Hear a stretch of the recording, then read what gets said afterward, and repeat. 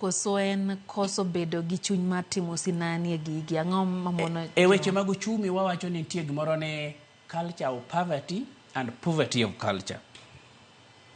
Koro marwa en culture ma ji paro ni wuonwa notemo nokonyalo, nera notemo nokonyalo, merwa notemo nokonyalo, jiranda notemo nofel.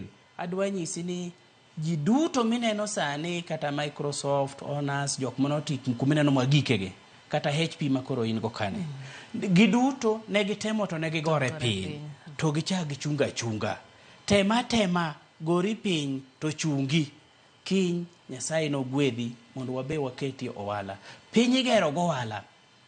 Few months ago na China. Piny igero go wala.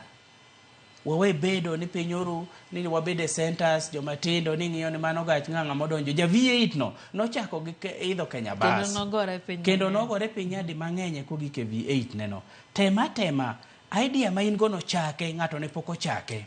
And king ng'ato no kope tibro yudo ni grow. Ko wa embrace owala to wabro dongore. To ka waling ni warito kata broad base ni kiny no change bede the ot ni in gi barua tikane sanduk kapani wanyalo dhi mbele. Leaders wanyaka reach out mondo persuade bendo empower jowa nyithindwa mondo mi gine light at the end of the tunnel. Ni it is possible. It is possible ni wanyalo gero gwenge wa through owala. Kama okwatimo to onge kada wares jowa. Kidhi e dho nembe sani sirikali chodwa gero the beaches, landing beaches gi idwa timi ang'o, chake kata wand soda, chake kata wand mandas. Ibro yudo kinyalo pick nikech ji dwaro chiemo ainago. Chake kata mana wandi waro omena kanyo, omena ing'eni sani pesa di. Kicheko mwalowa, ing'ego me sani beche ni malo. Most companies sani timo value addition omena. Kech gitimo under the animal feeds. And a very good component in animal feeds. Kuro omena ni kende kichako katuloso group. Ang'e mine monose risk mochake and osegerore seriously. Ang'o madang mon jowa timo kata smoked fish gitero DRC Congo ka. Gikalo go Rwanda ka. Gikalo Southern Sudan ka. Kunde ma 80% of their foodstuffs ge import. To gitero manaka onge pesa midwaro mar ndege. Ing'ado mana Kampala ka to ichimo Southern Sudan ka tise uso. Kidhi nyadriyo kore timo mana online. Skanyo poda ntie Kenya National Chambers ne wachako digital marketing moroma kibedo to register as youth ma by the time wanyawegi nyo wayudo ka wase register over 25,000 Kenyan youths kendo gin gi story magiwacho ni en no kong'eyo ni onyalo uso gigene. Kore yudo ja Southern Sudan, ja Rwanda kolgo, ja Ethiopia kolgo, ja DRC kolgo, Congo Brazzaville ka nyalo luo gochone gidwaro mana gwen gikolo mana Brazil. To Brazil ing'eni kilometers adi to DRC Congo to mana ni buteka. Tinyalo golo gweno ka titere. Uganda ka ne mana kaka import a lot of things from Kenya. Dak joge wakawe to wan the neighborhood margi. Mondo me wabe watimie gik moko ma very unique to kiny wabe wachako reso gwengewa mae kaka igero gweng.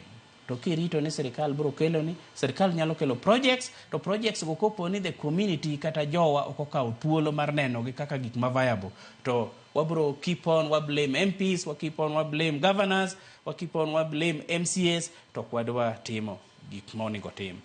Katieko ndalo moko neno governor moro nong'iew nyaka water pump omiyo youth.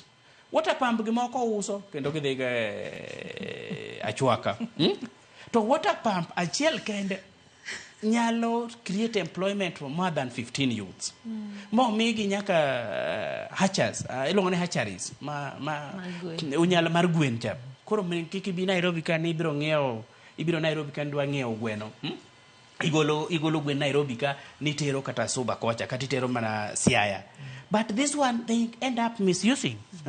Koro mag youths wa nyaka lock attitude margi mondo gibede in groups giti together engage our leaders. Ngeni leaders wa joma beyo malich kidhi kuom gi sanecho nyomi wataya taya ni wawacho ni Sambasa nwa taya kendo winjo ka radio ka kiwinjo Ramogi wadwaro taya nitie blackout awendo taya ni kabro bire gweng odhi konyi gang'o. Welders onego beni koro welding services itime villages. Computers awacho ni ICT centers jio yawe villages. Koro kidwa nyithindo dwa yawo kata mana NHIF, gidwa timo ang'o, gidwa yawo Gmail, gitim kuondego. Mane ka stima ni dhi konyowa. Stima ni otim irrigation along the lake. Mondo wawe golo kitungu Kisii. Mondo wawe golo chiemo Kericho. Ni nyaka wa import a lot from Nandi. Eka jo Kisumu yud a lot. We can do it. To nam to linkacha. To lo bende nitiere. Change of attitude. Wabro gero gwengewa. Kendi bro yudo ka wabedo recognize. Mano e haki mwanyalo yudo kata benefits e broad based ni. Government manyine no bedo formed. Noja super sawa.